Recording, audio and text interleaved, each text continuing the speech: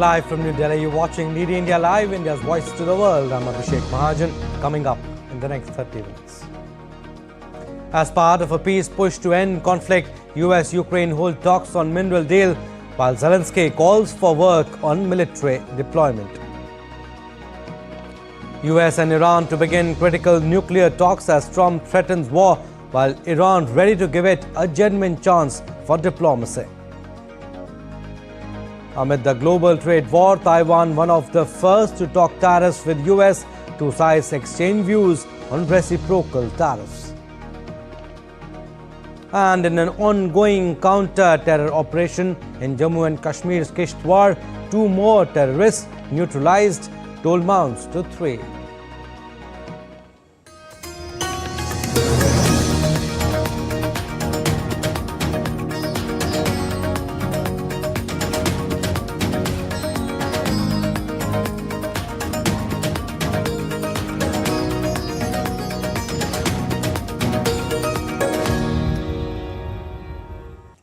US and Ukrainian officials held tense talks on a proposal that would grant the US access to Ukraine's significant mineral wealth, including rare earth minerals like lithium, titanium and zirconium. These minerals are crucial for high-tech products, and Ukraine has deposits of 20 critical raw materials worth several $1 trillion. The US wants access to Ukraine's mineral deposits and require Kiev to place in a joint investment fund all income from the exploitation of natural resources by Ukrainian state and private firms, though the proposed deal doesn't include US security guarantees for Ukraine's fight against Russia. Meanwhile, President Volodymyr Zelensky calls on allies to make progress on a possible military deployment that could act as a deterrent against future Russian attacks after a halt in fighting.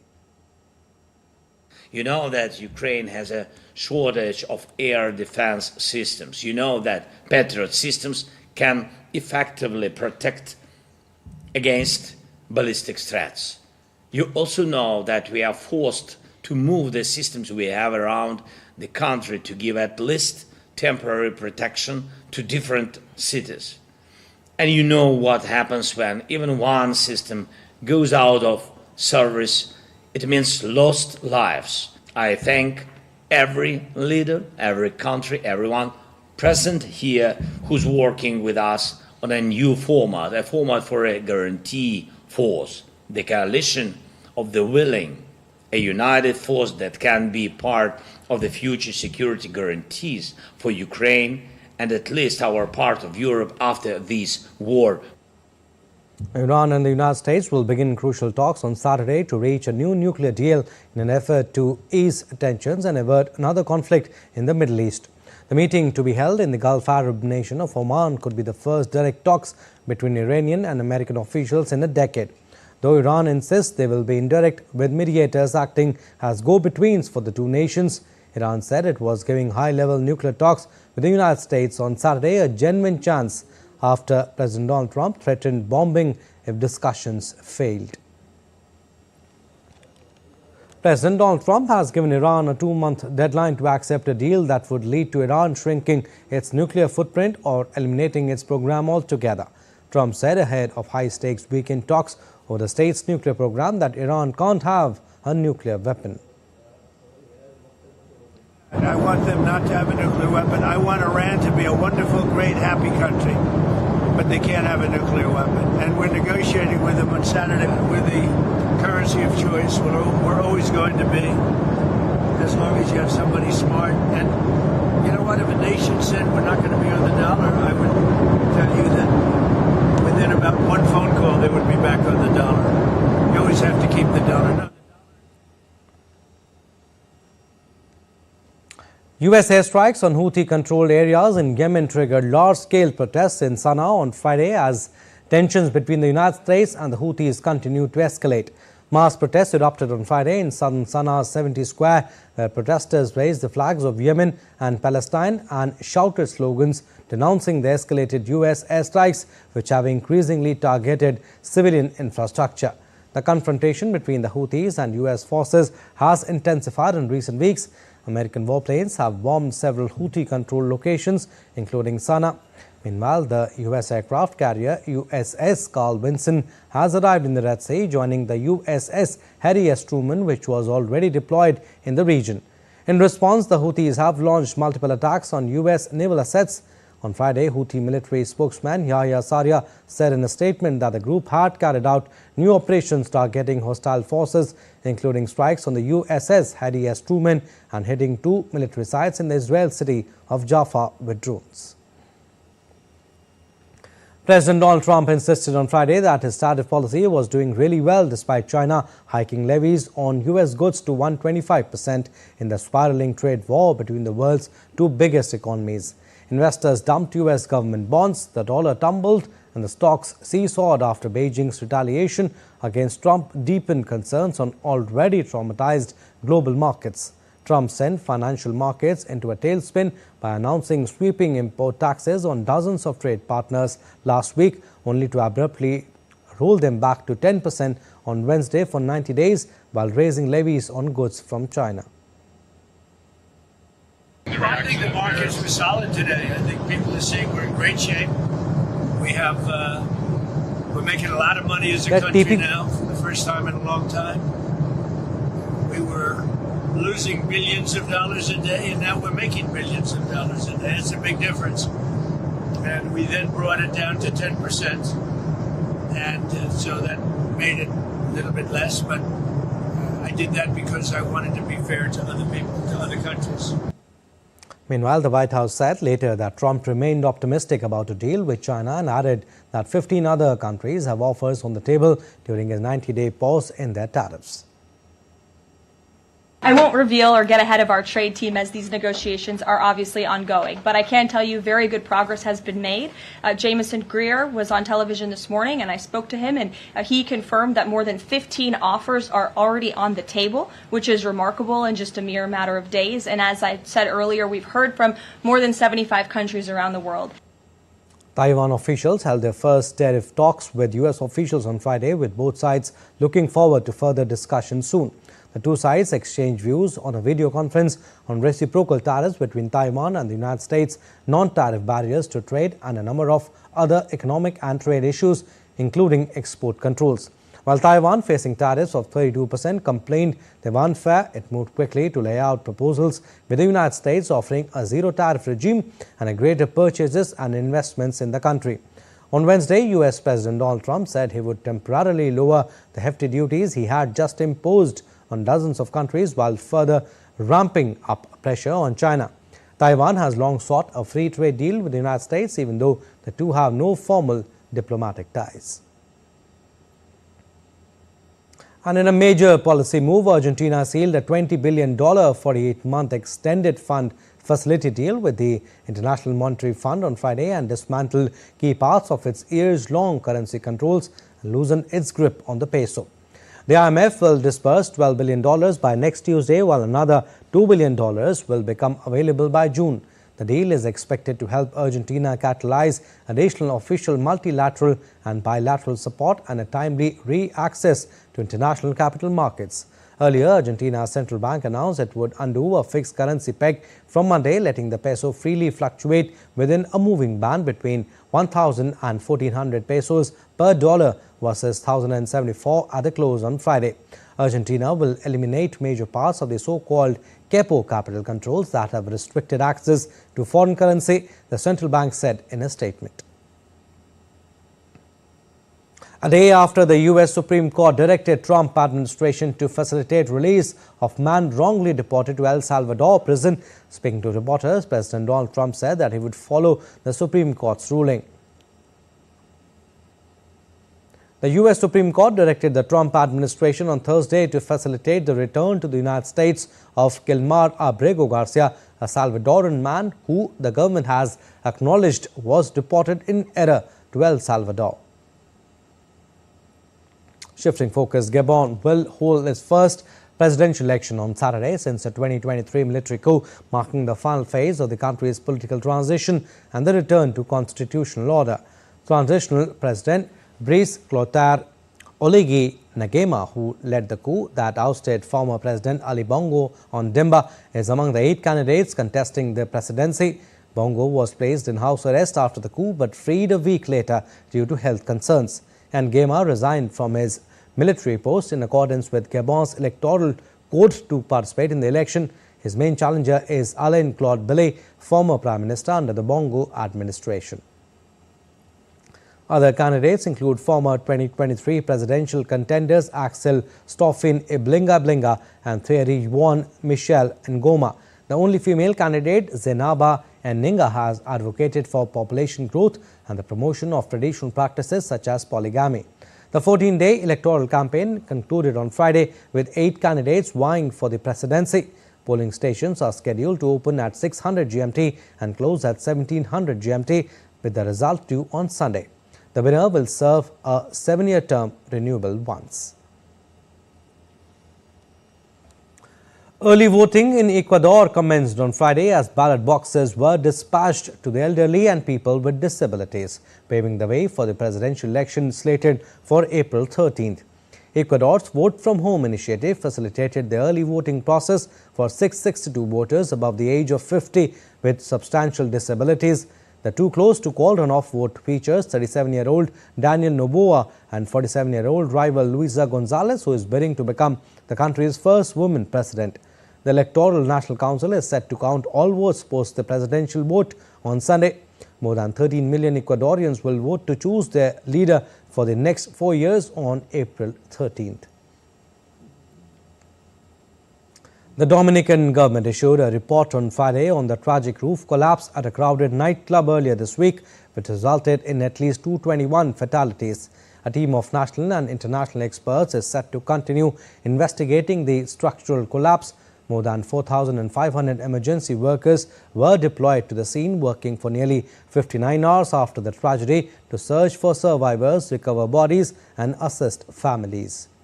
Grieving families awaited outside the Forensics Pathology Institute in Santo Domingo to claim the bodies of their loved ones as the institute continues to identify victims and return remains. Mourners gathered for a candlelight vigil to pay tribute to the victims of the roof collapse. And Mount Etna put on a dramatic display on Friday as explosive strombolian eruptions illuminated its southeast crater and sent plumes of ash soaring into the sky. As per Italy's National Institute of Geophysics and Volcanology, volcanic tremor levels, which had been gradually increasing, are now starting to decline, though they still remain elevated. The Volcano Observatory Notice for Aviation said that the aviation alert level is still set at orange, but Catania's Vincenzo Bellini International Airport continues to operate without disruption. Strong winds wreaked havoc in Beijing and parts of northern China on Saturday, causing hundreds of flights to be cancelled, attractions to close and rail lines to be suspended. Beijing earlier issued its first orange alert for strong winds in a decade for this weekend. As of Saturday morning, 413 flights at Beijing's capital international airport had been cancelled.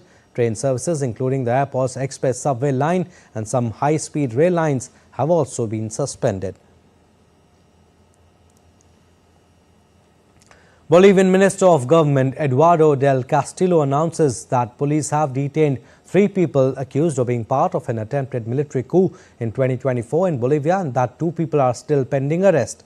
Castillo added that the investigation has managed to determine that there is a group of 5 people who would have also participated with a vital participation in the failed coup.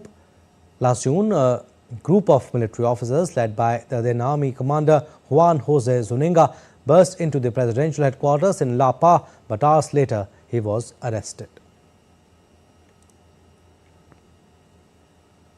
The United Nations humanitarian body will reduce its staff of about 2,600 people by 20%, its chief said on Friday, citing a wave of brutal cuts, including U.S. funding reductions by the Trump administration.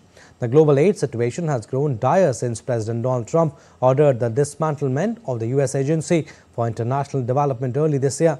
Trump administration scrapped 83% of humanitarian programs funded by USAID.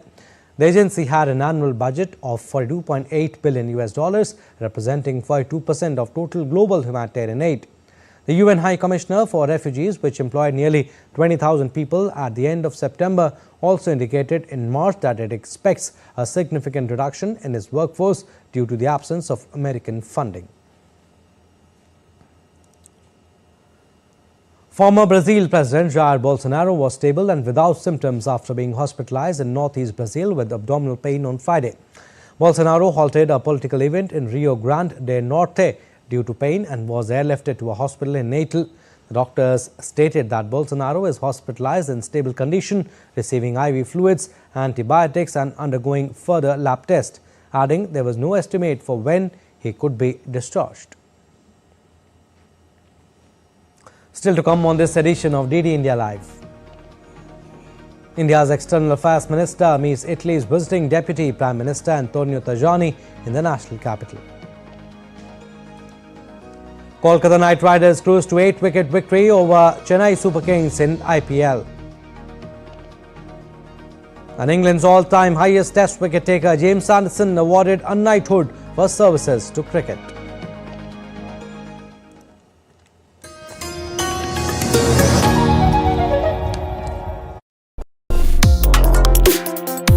Complex issues, hidden agendas, twists and turns, strategic games. We think all dots are linked, we just need to connect them.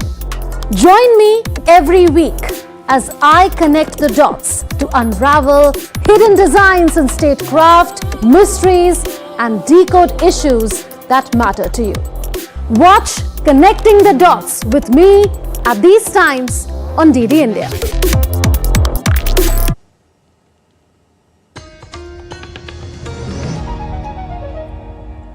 Welcome back. You're watching DD India Live. I'm Abhishek Mahajan. 2 more terrorists were killed in an ongoing operation in a snow-bound area of Jammu and Kashmir's Kishtwar district on Saturday. In a major success for security forces, top Jaish-e-Mohammed commander Saifullah has been neutralized along with 2 other Pakistani terrorists in an ongoing encounter. So far, 3 JEM terrorists have been confirmed dead. Saifullah had been active in the Kishtwar and Doordarshan regions for a long time with a bounty of Rs 5 lakh on his head.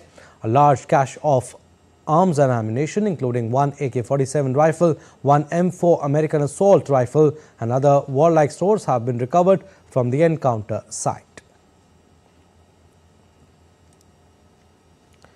External Affairs Minister Dr. S. Jaishankar met Italy's visiting Deputy Prime Minister Antonio Tajani in the national capital on Friday.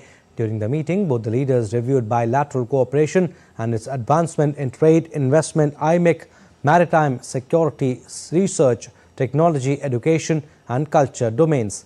The leaders also exchanged views on contemporary global developments, including in Europe, Mediterranean and West Asia. Also pledged to continuous partnership to develop and evolve, guided by the Joint Strategic Action Plan 2025-29 agreed by the leadership. Excellency, last year Prime Minister Modi participated in the G7 summit in Puglia, and I remember meeting you at the foreign ministers meeting. You were very kind enough to welcome us to Fiji. And we also remember very warmly Prime Minister Meloni's visit during the G20 summit in 2023. Last year, our Prime Ministers agreed on a joint strategic action plan. Our responsibility is to implement that plan, to take it forward, to make sure that the roadmap for the partnership that it has created is fully and exhaustively explored. Your visit gives us that opportunity. Finance Minister Nirmala Sitharaman is on her official visit to Vienna, Austria. The visit marks a significant step in strengthening the relationship between India and Austria. During her visit, Nirmala Sitharaman met Beite Meenal Raisinghe, Minister for European Affairs and Internationalization. The ministers discussed recent developments in India-Austria bilateral relations and underscored commitment to a deeper India-Austria and India-EU relations. Both the leaders explored avenues to deepen cooperation in sectors such as startups, fintech, innovation, artificial intelligence, infrastructure, green technology, renewable energy, eco-friendly urban management solutions, among others. The ministers also discussed global developments of mutual interest. Nirmala Sitharaman addressed the Indian community in Vienna on Friday. The minister acknowledged the strong role of the Indian diaspora in Austria and highlighted the important role Indian entrepreneurs play in India's growth journey. She also underscored the promising opportunities for collaboration between Indian and Austrian businesses, particularly in emerging sectors such as startups, fintech, green technologies and sustainable urban mobility. Further, Sitharaman emphasized the Indian government's ongoing efforts to engage the diaspora in promoting and advancing India's growth story. The finance minister, who is on an official visit to Austria, invited Austrian companies to invest in India and highlighted the huge potential for strengthening bilateral economic ties between the two countries. DD India spoke with Hans-Jörg Hartnagel, Trade Commissioner and Commercial Councillor, Embassy of Austria, on the significance of her visit. Take a listen. We have with us the Trade Commissioner and the Commercial Councillor for the Embassy of Austria here in New Delhi. Mr. Hans, thank you for taking our time and speaking to DD India. Our Finance Minister Nirmala Sitharaman is in Austria right now, holding various meetings with her counterparts. Tell us about the significance of this visit and the growing relationship between India and Austria, especially when it comes to a trade and technology partnership. Of course, these visits are very important to us. We celebrated last year 75 years of diplomatic relations with India. So we had the visit of the Indian Prime Minister in Austria. This was very important. It was the first visit of the Indian Prime Minister to Austria after 41 years. We had last year the visit of the Austrian Minister for Economy in India. Now we have the visit of the Indian Finance Minister, and we appreciate that. And we have a very strong relationship with India. It goes back to the times of independence when the steel industry was built up with Austrian technology. So we had 10 years ago export volume of 800 million euros. Now we are exporting 1.3 billion euros from Austria to India. But also our imports from India increased tremendously. Last year we imported goods from India worth 1.5 billion. So that means we have a trade deficit of almost 200 million euros with India. Interestingly, also the import structure from India changed tremendously. 10, 15 years ago it was textiles, garments. In the meantime it's high qualified products. And just to give you an example, last year we imported smartphones worth 130 millions from India, and 2 years before it was zero. So this shows the new strength. And besides the traditional exports, so Austria always has been a technology provider. Austria is strong in the railway infrastructure. Austria is strong in the automotive supply industry. We have very prestigious projects done in India, like the Setu Tunnel, the bridge link in Mumbai, which was done by Austrian companies involved. So we have been always a reliable provider to the Indian industry. And we see upcoming new forms of cooperation. So we do a lot in the startup. We know India is very strong in this startup ecosystem. We want to connect this with the Austrian. We organized 5, 6 trade delegations from India to Austria in the startup sector.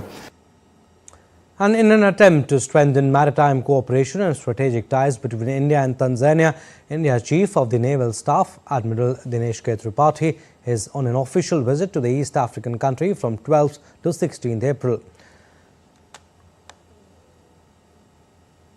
The visit underscores India's commitment to enhancing defence partnerships in the Indian Ocean region.